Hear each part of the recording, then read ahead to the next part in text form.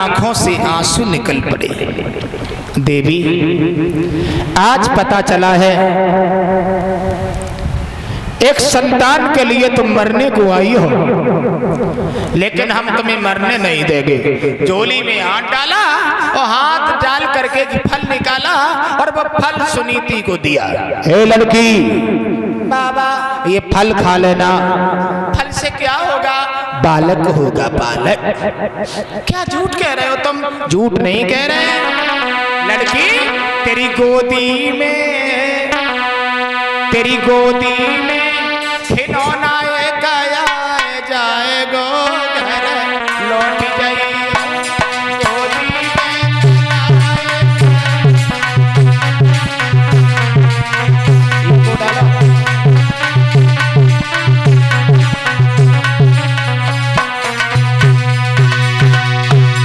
बोली, तेरी गोदी में लला गया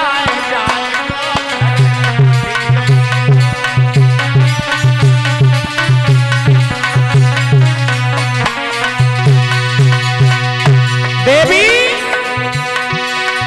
मोर बचन चाहे पड़ जाए फीका, संत बचन पत्थर की मीठा।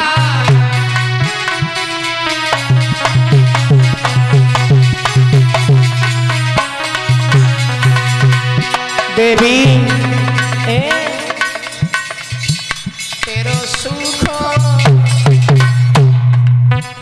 तेरो सुखो पागल लौट जाइए।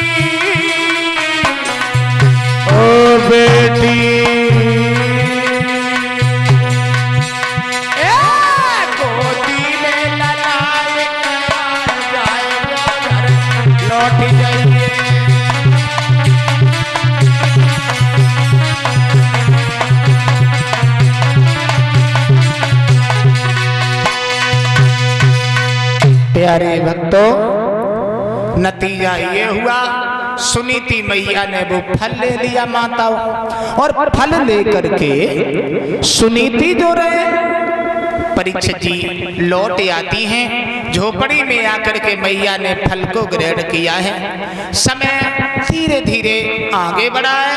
अब इधर आ जाओ थोड़ी देर के लिए, जहाँ पर उत्तानपाद अपनी छोटी रानी के साथ रह रहे हैं। एक दिन महाराज उत्तानपाद ने अपनी छोटी रानी सुरुचि से कहा, सुरुचि कहिए क्या कहना चाहते हो? आज हमारा विचार है। सुरुचि बोली, काय का विचार है?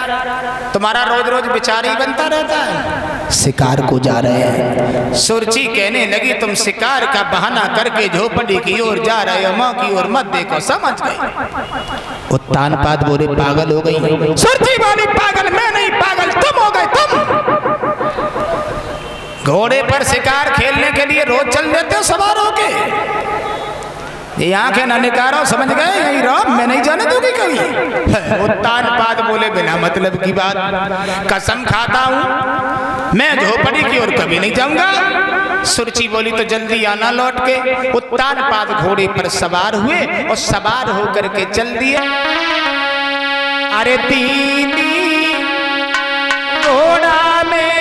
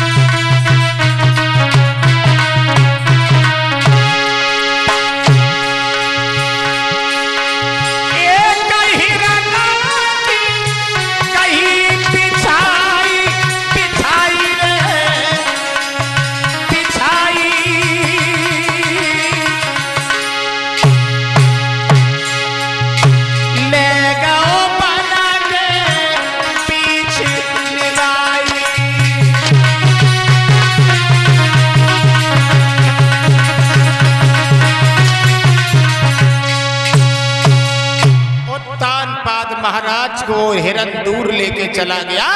कवियों की कल्पना तो ये है कि सुरुचि ने देखा शाम हो गई, किवाड़ बंद कर लिए, निद्रा ने दबा लिया, नारद का दिया हुआ वचन सत्य हो रहा है। उत्तानपाद लौट के आए तो देखा किवाड़ बंद है। किवाड़े खोलो, खोलो ना। कौन खोले? उत्तानपाद बोले तुम सो, हम तो जकात पूरी रात सो, हम तो गए सो, जगना ही नहीं। उत्तानपाद महाराज ने परीक्षित जी घोड़े पर सवार हुए और सवार होने के बाद नतीजा कुछ और हुआ। क्या हुआ?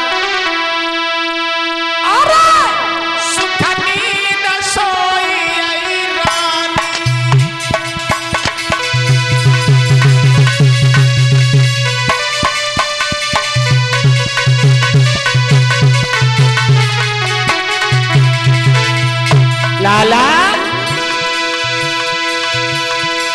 अरे सुख नींद सोई रानी और राजा की सुनी नहीं पानी।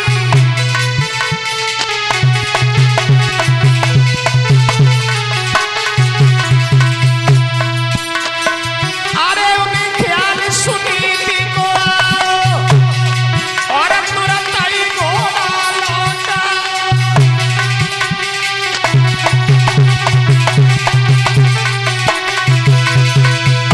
परीक्षित जी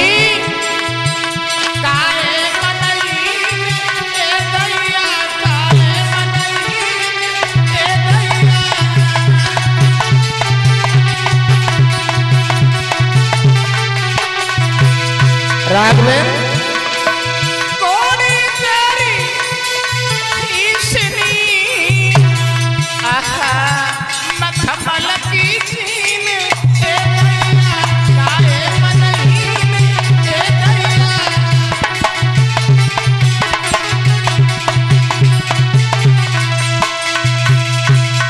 उत्तानपाद महाराज परीक्षित जी झोपड़ी के पास पहुंच गए। रात्रि का समय था। आवाज लगाई है महाराज ने, सुनी थी किवाड़े खोलो।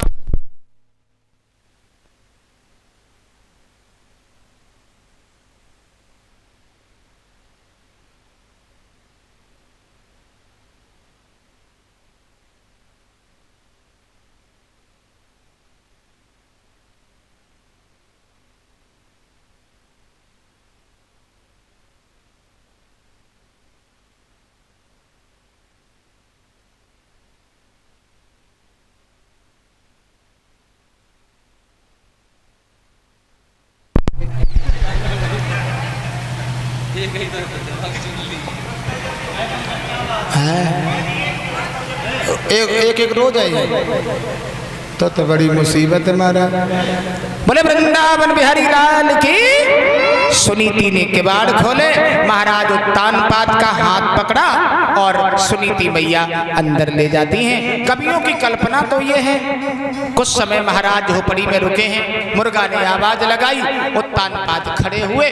परीक्षित जी सुबह हुआ, उत्तानपाद चले, सुनीति मैया खड़ी की खड़ी रह गई, आंखों से आंसू निकल पड़े। भगवान कभी फुर्सत हो तो झोपड़ी की ओर फिर घूम जाना। हुआ ये प्यारे भक्तों, आज उत्तानपाद जब सुरुचि के पास आए हैं तो सुरुचि भकियाए के दौर पर ही रात में कहाँ गए थे। उत्तानपाद बोले कहीं नहीं, दरवाजे पर पड़ा रहा। सुरुचि कहने लगी मैं सब जानती हूँ। उत्तानपाद कहने लगे कमीनी, नंगी तलवार हाथ में दे दी, मार दे उसे।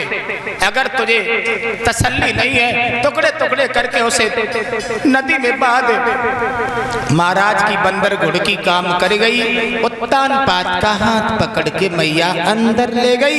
कवियों की कल्पना, सभी लोग समझदार हैं। समय आने के बाद एक रानी के गर्भ से नहीं, दोनों रानियों के उधर से एक एक बच्चा पैदा होता है। एक बार जयकारा लगाएं, बोले वृंदावन बिहारी लाल की।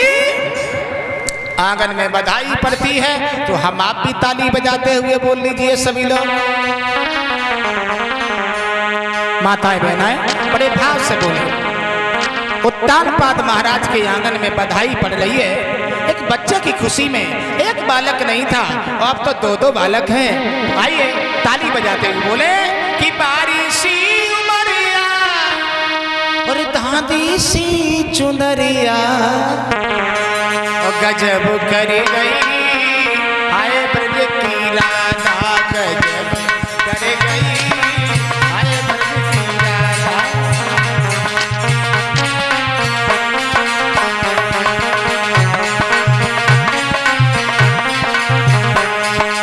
धीरे धीरे ताली बजाते हुए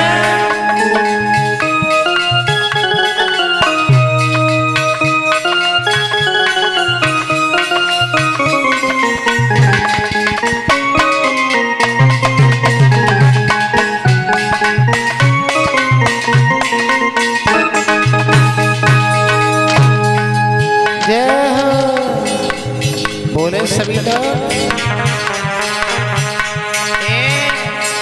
हाथों में रची रही रचनी सी मेहंदी, हाथों में रची रही रचनी सी मेहंदी,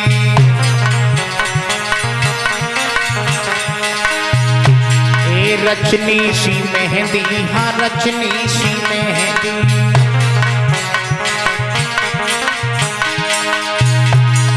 कानों में बाली और नाक नथुनिया गजब कर गई, आए ब्रज की राधा गजब कर गई, आए ब्रज की राधा। ताली बजाते हुए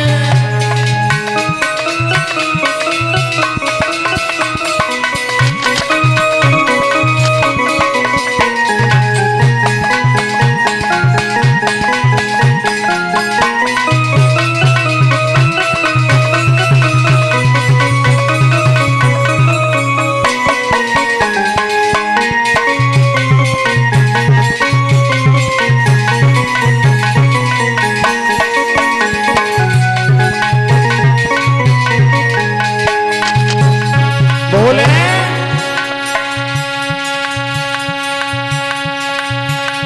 कन्हैया को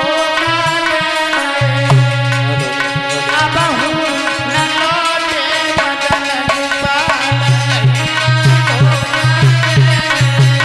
अब हूँ न लौटे मदन कन्हैया को अब हूँ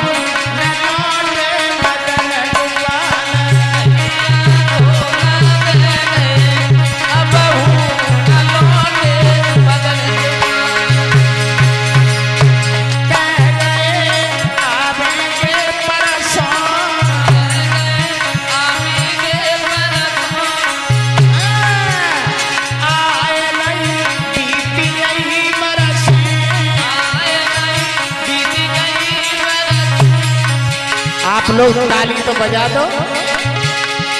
आप को जानो अब हूँ न लौटे मदन गोपाल, अब हूँ न लौटे मदन गोपाल। कन्हैया तो जाने गए, अब हूँ न लौटे मदन गोपाल, कन्हैया तो जाने गए, अब हूँ न लौटे